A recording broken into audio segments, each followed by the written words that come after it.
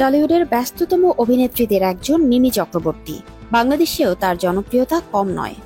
বিশেষ করে শাকিব খানের সঙ্গে অভিনীত তুফান সিনেমায় তার পারফরমেন্স দর্শকদের মন জয় করেছে। পর্দার বাইরে সামাজিক যোগাযোগ মাধ্যমেও সমানভাবে সরব মিমি।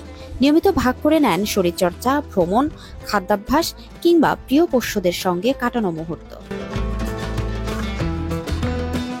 পার্শ্ব প্রতিক্রিয়াহীন, গাঢ় আর দীর্ঘস্থায়ী রঙের জন্য বেছে নিন বাজারের সেরা রঙিলা কালার মেহেদি।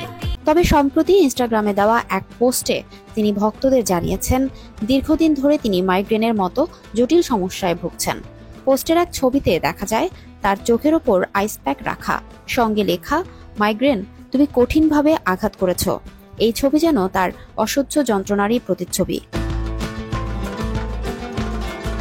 এর আগেও মিমি জানিয়েছিলেন, মাইগ্রেন থেকে মুক্তি পাওয়া প্রায় অসম্ভব।